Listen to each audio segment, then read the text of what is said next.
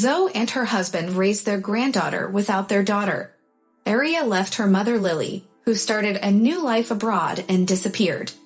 It was only 15 years later that she received the news of Aria's death.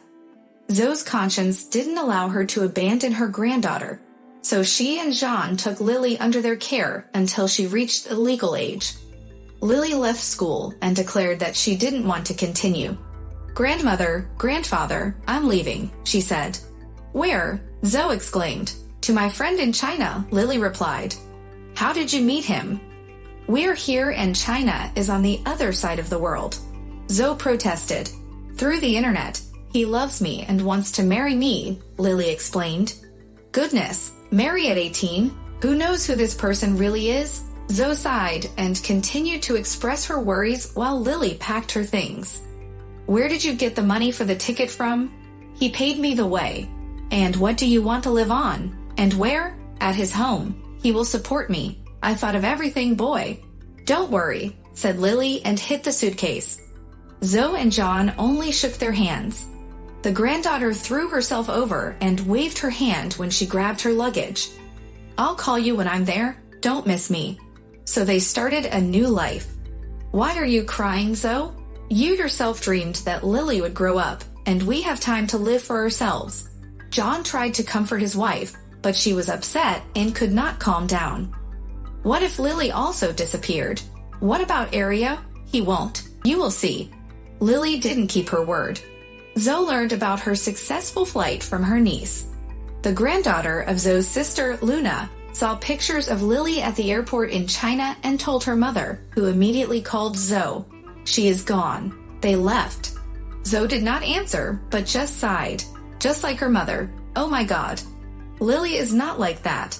She is smart," was the only thing Zoe could say to defend her granddaughter. "And she has a good fiancé."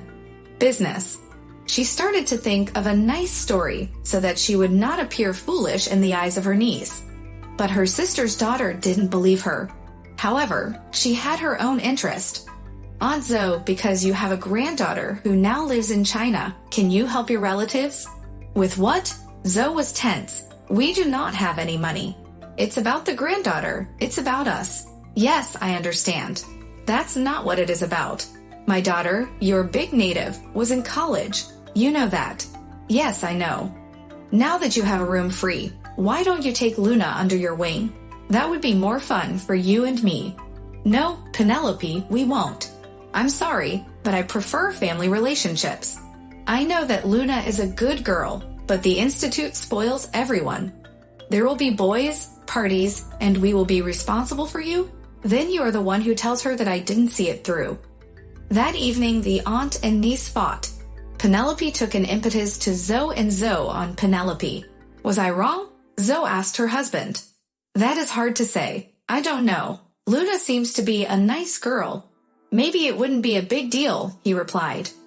"Luna may be a good girl, but what if you take advantage of our friendliness and move her brothers to Luna? You have 7 of you. Do you want them to be sent to us for 10 years? John didn't answer.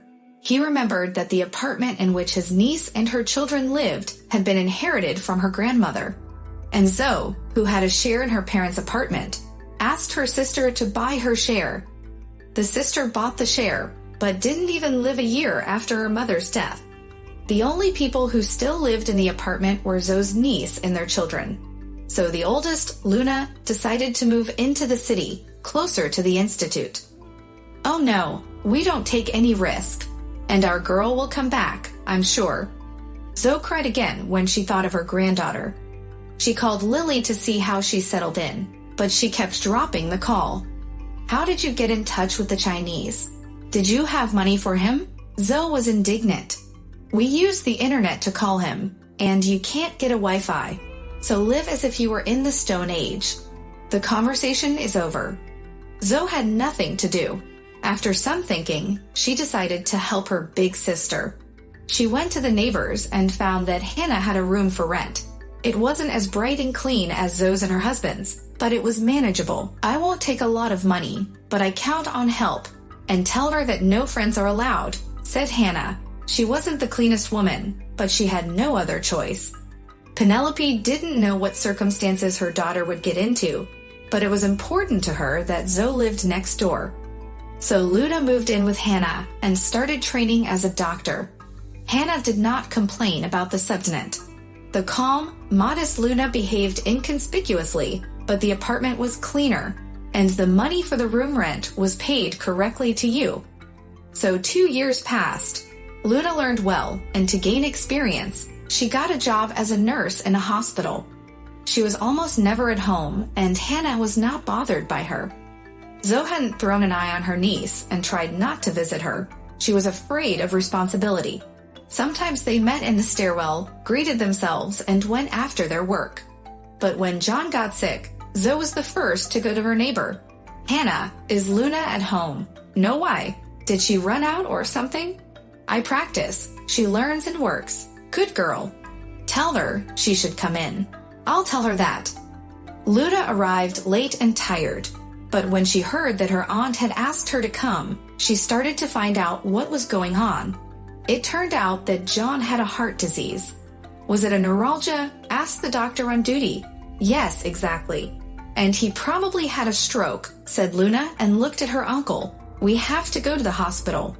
Thanks to Luna's efforts and with the help of her acquaintances in the hospital where she worked part-time, John was quickly taken in and received the necessary treatment. "Thank you very much, doctor," thanked Zoe. "I'm not the only one I have to thank. If it hadn't been for her granddaughter, John would still be suffering," said the doctor. "She is not a granddaughter, but a big nine," corrected him. "We have a granddaughter who lives in China. Do you know what kind of medicine they have there? And people live longer because they, and why? Because medicine is different. Why don't you go to China?" Zoe did not answer and turned her eyes off. Luna got her a bed in the next room so that Zoe's aunt could take care of her husband while her niece studied. And when John was released home, Zoe Luna asked her to help her with her grandfather. "Terminate in the hospital. They don't pay you anyway. They have enough nurses who can get along. But we need your help much more."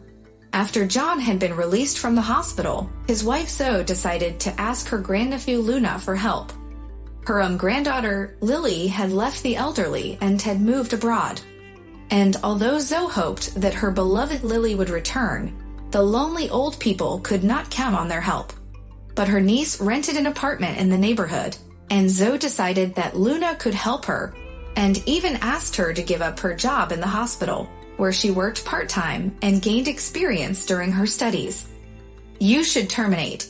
You get a penny, you are tired, and we need your help," said Zoe. "We could do it ourselves, but it is impossible to find a good nurse with our pension," I asked. "I will see what I can do to help," said Luna. She couldn't give up her practice. She had to learn and gain experience.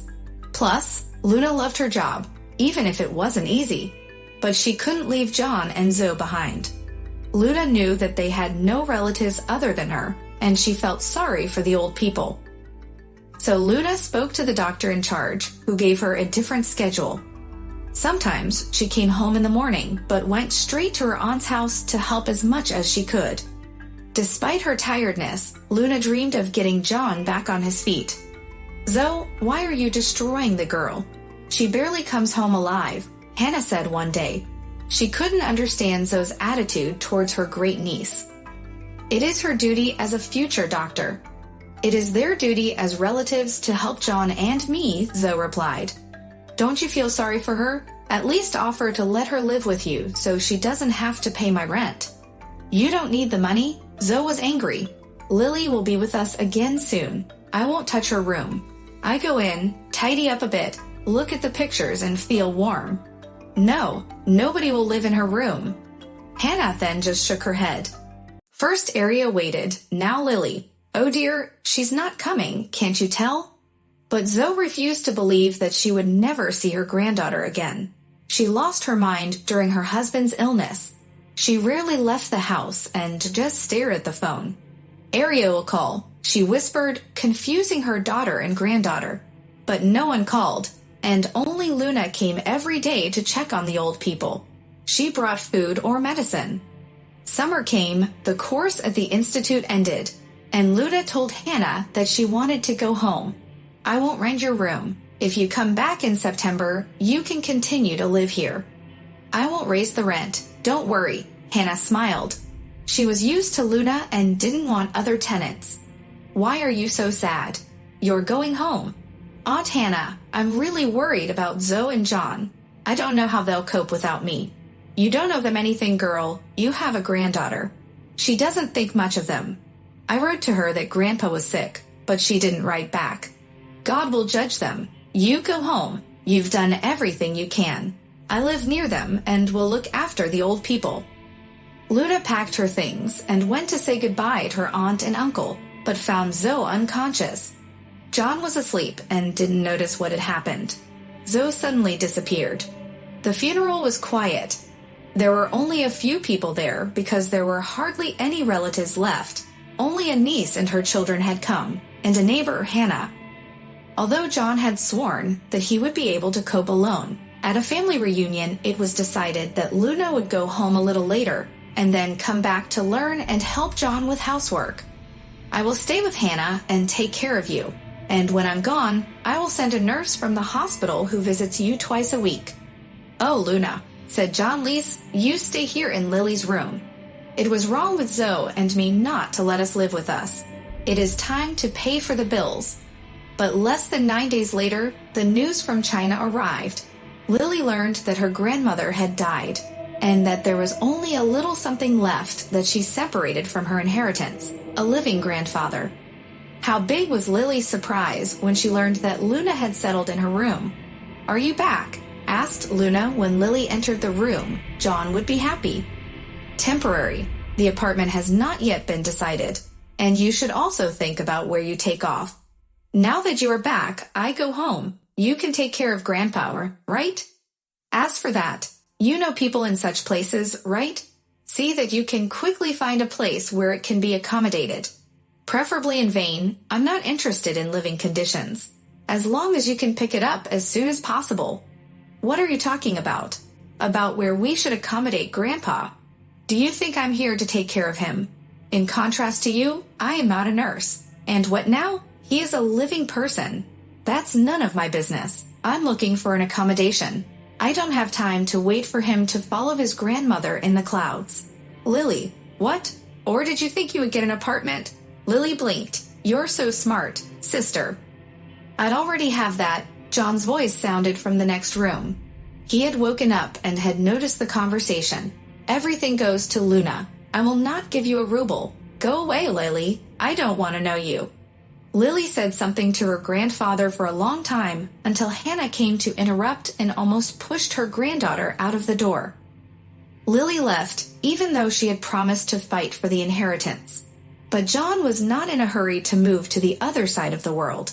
He stayed under Luna's watchful eye for a while, and he gave a gift to his niece, despite his granddaughter's threats. Maybe Lily will be able to claim something for herself. Only time will tell.